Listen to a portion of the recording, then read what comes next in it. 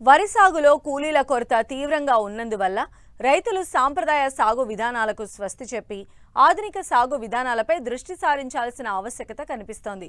దుక్కి దున్ని విత్తనం వేసే దగ్గర నుండి పంట కోత నూర్పిడి వరకు కేవలం 2-3 మనుషులతో పనులు పూర్తయ్యే విధంగా అధునాతన యంత్ర పరికరాలు రైతులకు అందుబాటులో ఉన్నాయి.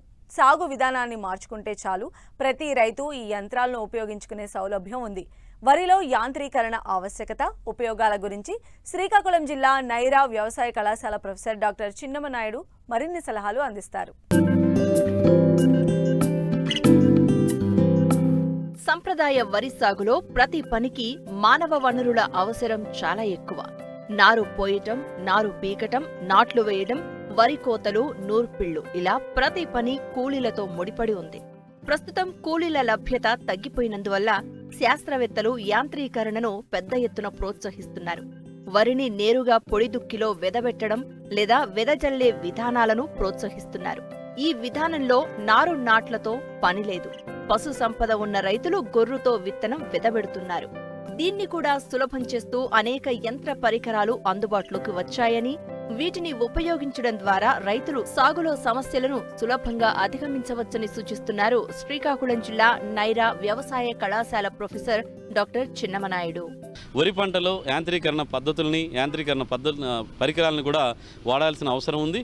యంత్ర పరికరాలు కూడా ఇప్పుడు చాలా వరకు మనకి అందుబాటులో ఉన్నాయి. మరి వరి పంటలో తీసుకుంటే మనకి కూలీలు ఎక్కువగా అవసరం వచ్చేది నాట్లు వేసే సమయంలోనూ, అలాగే విత్తనాలు వేసే సమయంలోనూ, అలాగే కోత సమయంలోనూ మనకి కూలీలు ఎక్కువగా అవసరం వస్తారు.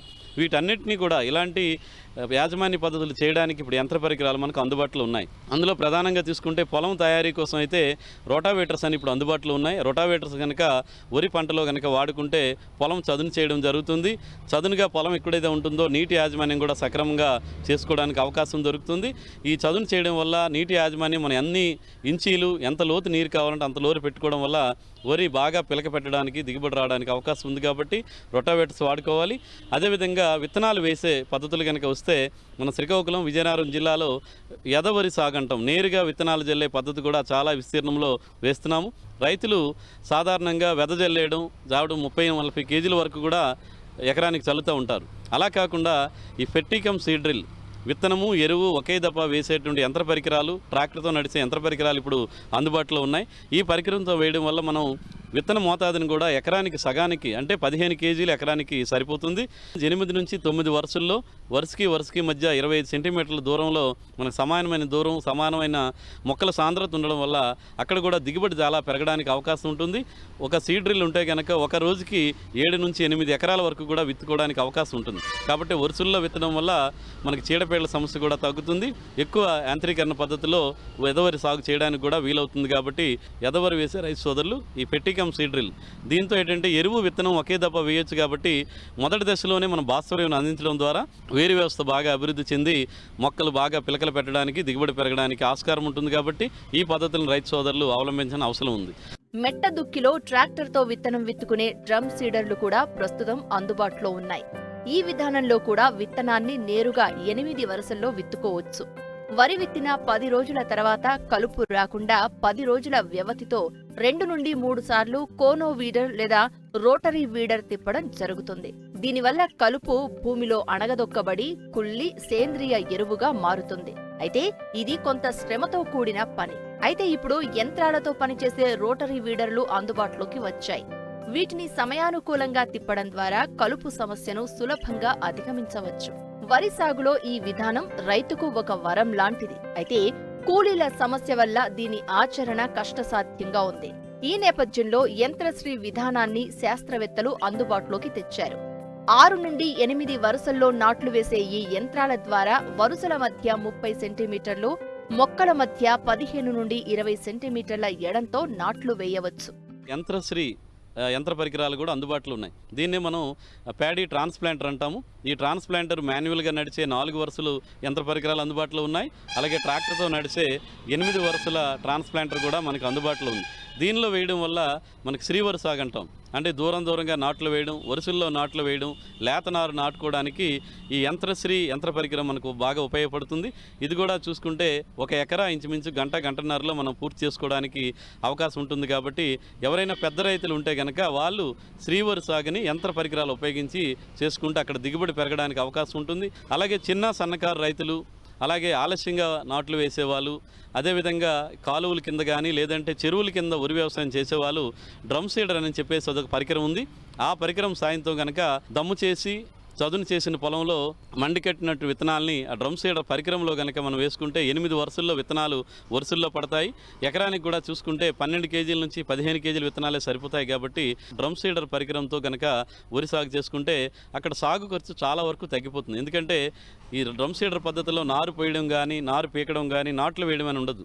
ఈ పనులన్నిటికీ లేబర్ కనీసంగా మనకి ఎకరానికి 20 నుంచి 22 మంది కావాల్సి ఉంటారు.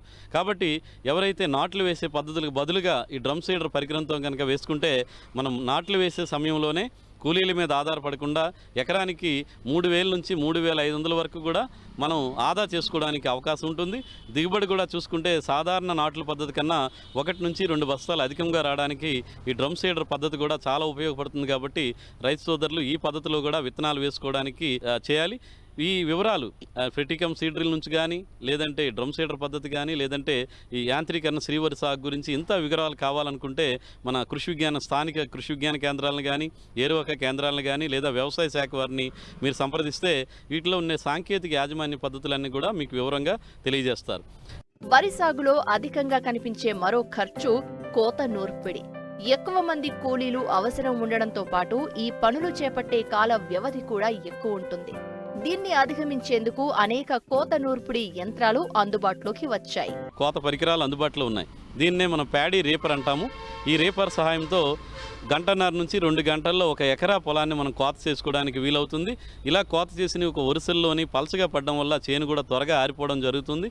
కాబట్టి మామూలుగా సాధారణ కూలీలతో అయితే కనుక ఎకరానికి ఇప్పుడు 3,000 నుంచి 3,500 వరకు కూడా కోతకు ఖర్చు అవుతుంది. అదే రేపర్ సహాయంతో అయితే మనం 1,200 నుంచి 1,500లోనే మనం కోత పూర్తి చేసుకోవచ్చు.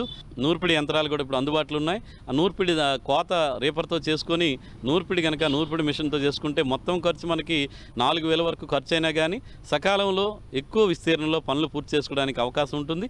అదేవిధంగా పెద్ద రైతులు ఎవరైనా ఉంటే వాళ్ళకి కంబైన్డ్ హార్వెస్టర్స్ అంటాం, అంటే కోత నూర్పిడి ఒకే పరికరంతో అయ్యేటువంటి యంత్ర పరికరాలు కూడా ఇప్పుడు అందుబాటులో ఉన్నాయి. ఆ పరికరంతో అయితే ఎకరా 1 గంటలోనే కోత పూర్తి చేసుకోవచ్చు.